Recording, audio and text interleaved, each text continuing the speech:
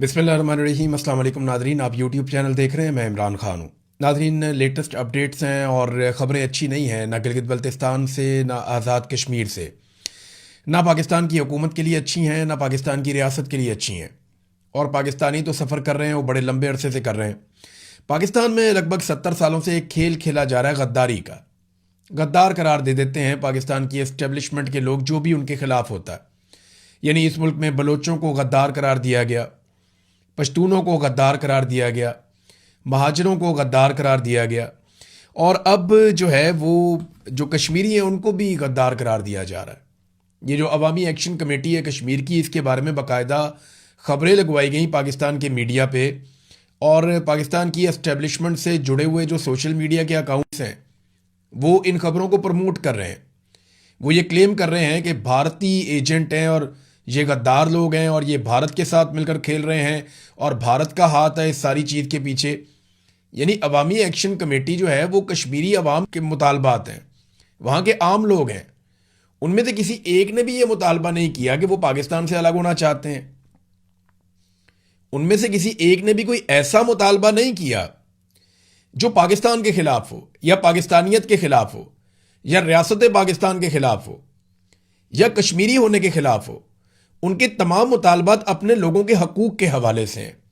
वो अपने लोगों के सियासी आइनी हुकूक मांग रहे हैं, बुनियादी हुकूक मांग रहे हैं। तो ये मांगने में भारत का एजेंट होना कहाँ से आ जाता है? यानी पाकिस्तान में जो भी एस्टेब्लिशमेंट के मफाद के खिलाफ जाता है उसे एजेंट करार दिया जाता है। यानी हसास तरीन इलाका है पाकिस्तान का आज़ाद कश्मीर। वैसे वो एक अलग टेरिटरी है आइन के मुताबिक, तो अब वहाँ के लोगों को भी भारतीय एजेंट बना डाला और गवाही के तौर पे पेश किया गया मेजर रिटायर गौरव आर्या का एक क्लिप। तो देखें, गौरव आर्या एक इंडियन रिटायर मेजर हैं, वो वहाँ पे पॉलिटिकल एनालिस्ट हैं। इसके अलावा वो एक दिफाई तज्जियाकार भी हैं। वो अपना उनका एक नुक्ता नज़र है, उससे इख्तलाफ रहता है पाकिस्तानियों को अक्सर, और हम इख्तलाफ करते भी रहते हैं। लेकिन मेजर गौरव आर्या के क्लिप को उठा के उसकी बुनियाद बना के आप मीडिया पे ये खबरें चला रहे हैं कि आज़ाद कश्मीर में जो अवामी तहरीक है जो अभी खड़ी हो गई है हुकूमत के सामने, और माजी में हमने देखा कि उन्होंने बार बार एहतजाज भी किया, उनकी जानें भी गई, लेकिन इसके बावजूद वो अपने मुतालबात पे डटे हुए, उसको इंडिया के साथ जोड़ा जा रहा है। जो भी चीज़ भारत के अंदर नापसंद की जाती है वो पाकिस्तान के साथ जोड़ देते हैं, चाहे पाकिस्तान का उसमें कोई रोल ना हो। और जो चीज़ पाकिस्तान में एस्टेब्लिशमेंट नापसंद करती है उसको उठा के भारत के साथ जोड़ देती है। यानी गद्दार देने का ना एक खेल पाकिस्तान में चल रहा है बदकिस्मती से।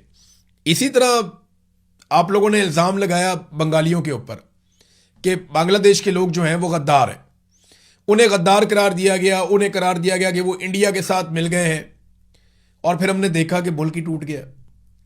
यानी इस खेल का कभी भी अच्छा अंजाम नहीं होता। जब आप नफरत फैलाते हैं तो ऐसा ही होता है। हमें बड़े लंबे अरसे तक बताया गया कि आसमा जहांगीर वो एक गद्दार है, और बहुत सारे लोगों के नाम लिए गए, पता चला वो गद्दार है। और पाकिस्तानी जो है वो बिलीव भी कर लेते थे ऐसी बातों पे, लेकिन जो लोग भी बिलीव करते थे आज वो सारे ही गद्दार हैं। यानी ये गद्दारी का खेल पाकिस्तान में अब नहीं हो रहा। फातिमा जिन्ना भी गद्दार थी। अगर कायदे आज़म मोहम्मद अली जिन्ना जिंदा रहते तो उनको भी गद्दार डिक्लेयर किया जाता। जुल्फ़िकार अली भुट्टो वो भी एक गद्दार था, बेनज़ीर भुट्टो वो भी एक गद्दार थी, नवाज शरीफ भी अपने दौर में एक गद्दार रहा, आजकल इमरान खान गद्दार है, अब कश्मीरी गद्दार है। पाकिस्तान में सभी गद्दार हैं। अगर कोई गद्दार नहीं है तो वो पाकिस्तान की एस्टेब्लिशमेंट है, जिसे आप कभी गद्दार करार नहीं दे सकते, क्योंकि वो ये फैसला करते हैं कि किसको गद्दार कहना है किसको नहीं कहना। लेकिन अवाम की नज़र के अंदर चीज़ें अब बहुत मुख्तलिफ हो चुकी हैं। यानी हम अगर पाकिस्तान के अंदर आवाज़ उठाते हैं ना, यानी मिलिट्री एस्टेब्लिशमेंट से जुड़े हुए अकाउंट है, वो हमें रोज़ाना की बुनियाद के ऊपर गद्दार कहते हैं, मुल्क दुश्मन कहते हैं। वो कहते हैं जी कि हम भारत के साथ मिले हुए हैं। हमारा क्या ताल्लुक है इस चीज़ के साथ? यानी पाकिस्तान में कोई भी इंसाफ की, कानून की बात करे, आज़ादी इज़हार राय की बात करे, जमहूरियत की बात करे, इंसानी हकूक़ के लिए आवाज़ उठाए तो वह गद्दार हो जाता है। मारंग बलोच भी गद्दार करार दे दी गई, ईमान मज़ारी भी गद्दार करार दे दी गई, इमरान खान को आज गद्दार करार दे दिया। माजी में नवाज शरीफ गद्दार था, उससे पहले बेनज़ीर, आसिफ अली जरदारी ये भी गद्दार थे। हर एक शख्स को कभी ना कभी गद्दार, एएनपी गद्दार रही है बड़ा लंबा अरसा, फजलुर रहमान को भी गद्दार रखा गया पाकिस्तान में। तो इन सारे गद्दारों को एक दिन सर जोड़ के बैठना चाहिए और यह सिलसिला बंद करना चाहिए। आज राणा सनाउल्लाह साहब, या मैं राणा सनाउल्लाह का नाम इसलिए ले रहा हूं कि मैंने उनका एक क्लिप देखा थोड़ी देर पहले, ये सारे लोग आज इंजॉय कर रहे हैं, तो ये बात अपने जहन में रखें कि कल को इनको गद्दार बना दिया जाएगा।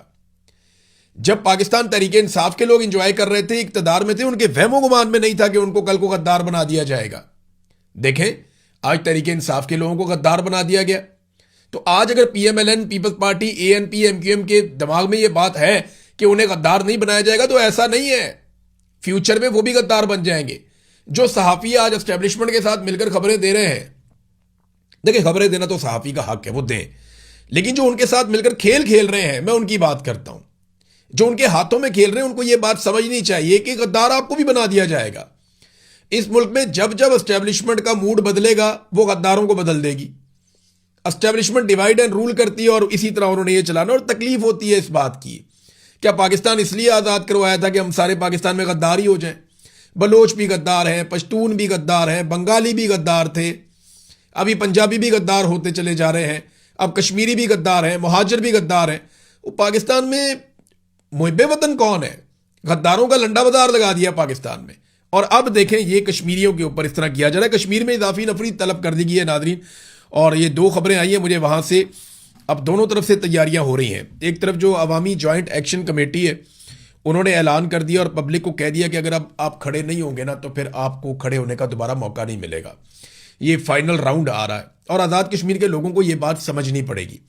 उनके हक के लिए कोई खड़ा नहीं होगा, कोई उनके हक के लिए आवाज़ नहीं उठाएगा। उन्हें अपने हक के लिए खुद आवाज़ उठानी पड़ेगी। ये पाकिस्तान की पूरी आवाम के लिए ये मैसेज है। चाहे आप खैबर पख्तूनख्वा में रहते हैं, गिलगित बल्तिस्तान में रहते हैं, कश्मीर में रहते हैं, पंजाब में रहते हैं, सिंध में रहते हैं, बलूचिस्तान में रहते हैं, आप कहीं भी रहते हैं, आपके हक के लिए आवाज़ कोई नहीं उठाएगा। आपको अपने हक के लिए आवाज़ खुद उठानी पड़ेगी। आपको अपनी लड़ाई खुद लड़नी पड़ेगी।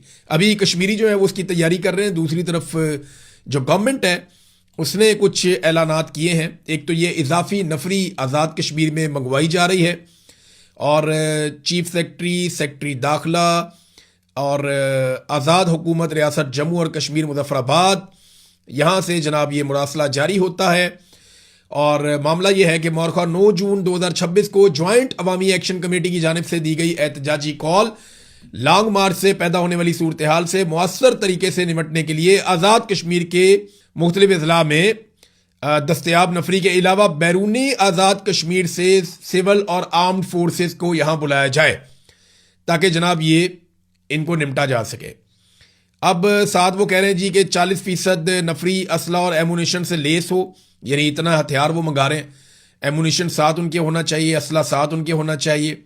60% नफरी के पास एंटी राइट्स इक्विपमेंट होना चाहिए, टीयर गैस शेल्स वगैरह होने चाहिए, यानी 60% लोग डंडा सोटा लेकर आए, टीयर गैस के शेल्स लेकर आए और एंटी राइट्स का सारा सामान लेकर आए तैयारी करके। जबकि बाकी जो 40% हैं वो अपना असला और एमुनिशन से पूरे लेस होकर आए। ये क्या करने जा रहे हैं? कोई जंग लड़ने जा रहे हैं। और बंदे जो हैं वो 14,000 इजाफी नफरी बुलाई गई है आज़ाद कश्मीर में। इसमें एफसी के 6,000 हैं, रेंजर्स के 5,000 हैं, इस्लामाबाद पुलिस के 2,000 हैं, सिंध पुलिस के 1,000 हैं। पंजाब पुलिस को अभी नहीं बुलाया गया क्योंकि पंजाब पुलिस जो है वो गिलगित बल्तिस्तान का इलेक्शन चोरी करने के लिए गई है। वो वहाँ जब इलेक्शन चोरी कर लेंगे और उसके बाद अगर ज़रूरत पड़ी आज़ाद कश्मीर में, तो इस तरफ भी पंजाब पुलिस की नफरी भिजवाई जाएगी और मुमकिन है कि बाद में कहीं और से कोई और बंदे भी बुला लिए जाएं। बहरहाल हुकूमत के पास एक महदूद तादाद में लोग ऐसे मौजूद रहते हैं जिन्हें वो लोगों को दबाने के लिए इस्तेमाल करती है, या असला, बारूद, या ये आप कहते हैं इसको आंसू गैस की शेलिंग और ये चीज़ें। हुकूमत जब से ये आसिम मुनीर साहब आए ना, तब से लेकर अब तक जितनी शेलिंग पाकिस्तानियों पे हुई है ना, तारीख में कभी ऐसे शेलिंग नहीं हुई थी। वैसे जनरल बाजवा ने भी कमाल ही कर दिया था। शेलिंग तो हमेशा से ही पाकिस्तानियों पे होती रही है, लेकिन इस दौर में बड़ी कमाल शेलिंग की गई है आम शहरियों के ऊपर और बहुत लोगों के घरों तक असरात इसके गए। हमने ये देखा और बार बार कवर भी किया है। खासतौर पर जमान पार्क में जो हुआ था वो बड़ा खौफनाक था। अब नाजरीन ने एक और इसके अंदर खबर है, और खबर यह है कि हुकूमत ने सयाहों को यह कह दिया है, आज़ाद कश्मीर की हुकूमत ने, कि आप यहां से निकल जाएं।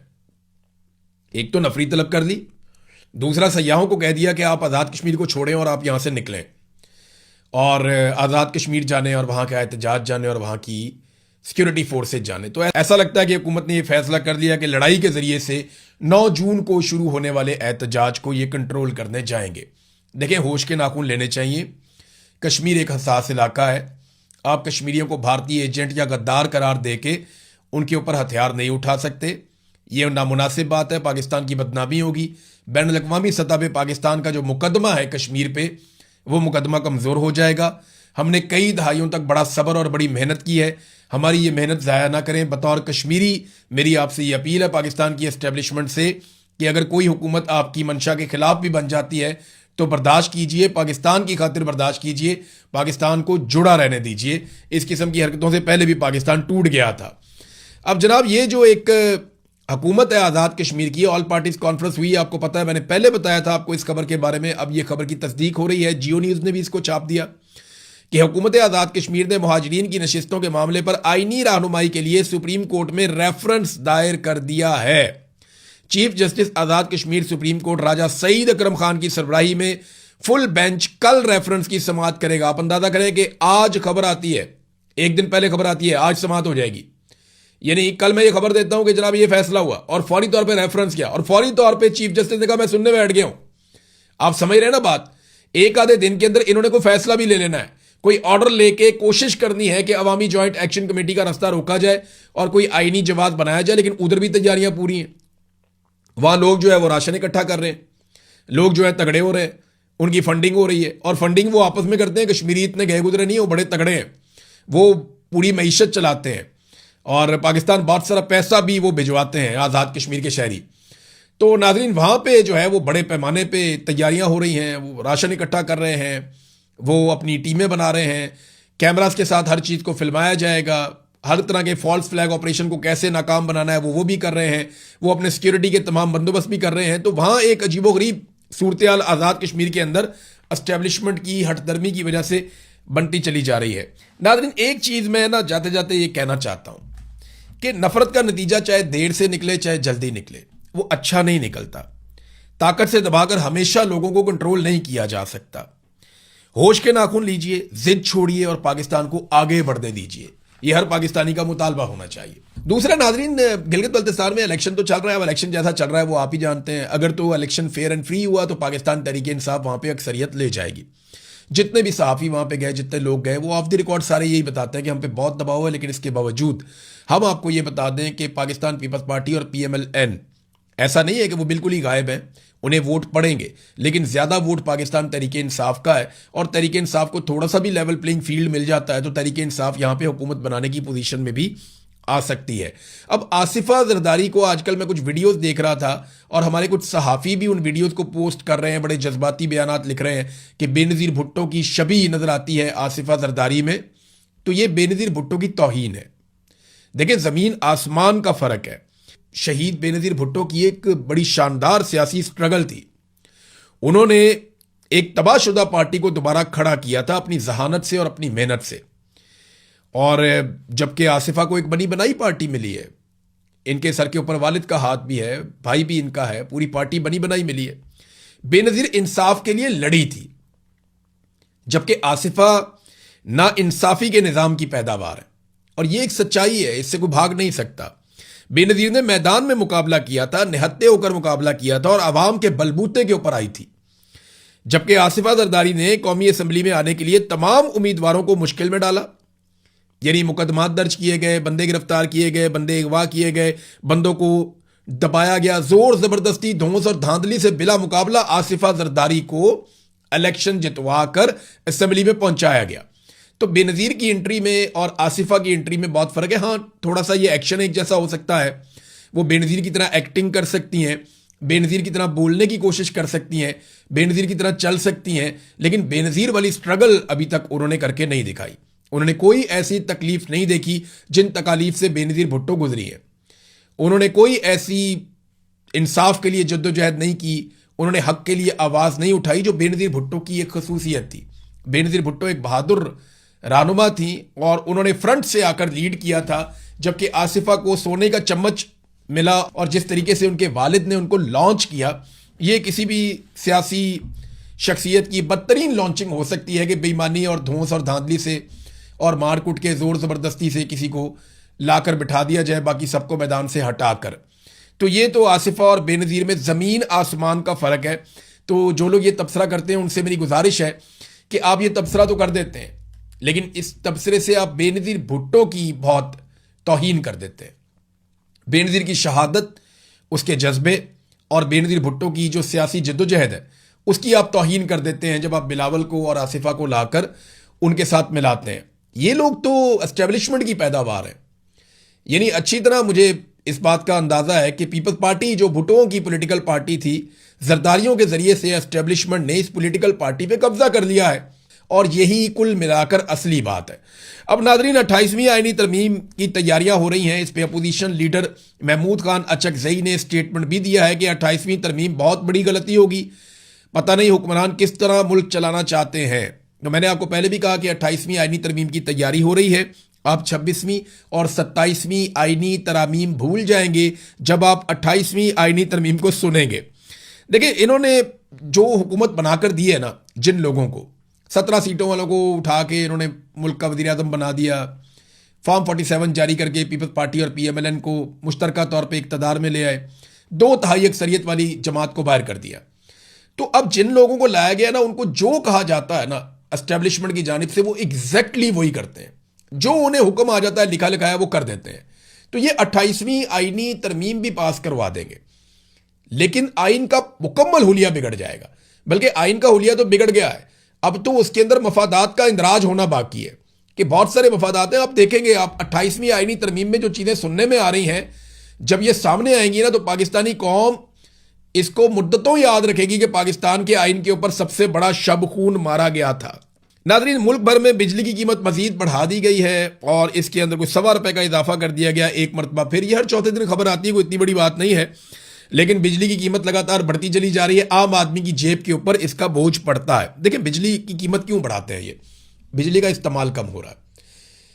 पहले अगर सारा पाकिस्तान मिलकर अगर 100 यूनिट बिजली इस्तेमाल करता था, तो अब वो नहीं करता, अब वो 60 या 70 यूनिट बिजली इस्तेमाल करता है।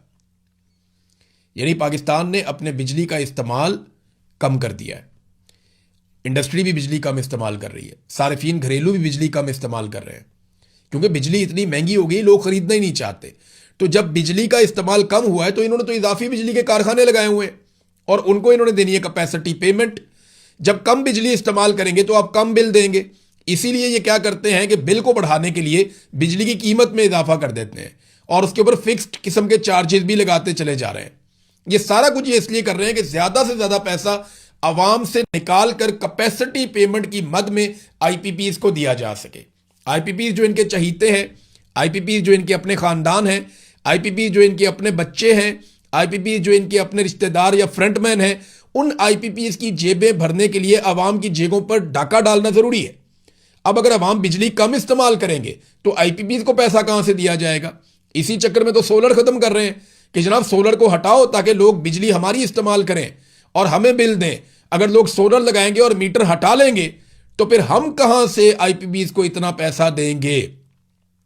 तो पाकिस्तान के लिए पहले तो इन्होंने मुजरिमाना तौर पे जिस तरह के IPPs के मंसूबे ये लेकर आए, उन्होंने पाकिस्तान को डैमेज किया और अब ये लगातार कीमत बढ़ाने पे इसलिए मजबूर हैं कि कैपेसिटी पेमेंट इन्होंने अदा करनी है अपने चहीतों को, तो उसके लिए पाकिस्तानियों की जेबें काटनी पड़ेंगी। शेख रशीद का ना लोग उस वक्त मजाक उड़ाते थे नवाज शरीफ के दौर में।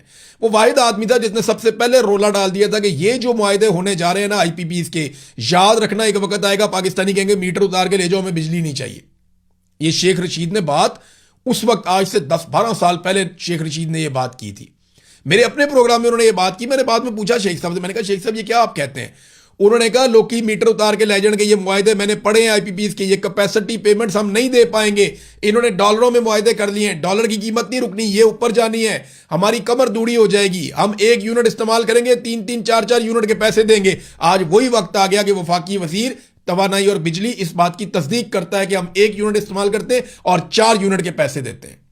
यानी अगर आपने 100 रुपया दिया है तो उसके बदले में आपको सिर्फ 25 रुपए की बिजली मिली है, बाकी 75 रुपए आपने उस मुआहदे के एवज दिए जो नवाज शरीफ ने IPPs के साथ किया उन्हें ऑब्लाइज करने के लिए। नाज़रीन, ये तो हालात है। बैनुल अक़वामी खबरें भी हैं मेरे पास, नेक्स्ट वीलॉग में बताता हूं। अब तक के लिए इतने, अपना ख्याल रखिएगा, अपने इस चैनल का भी। अल्लाह हाफ़िज़।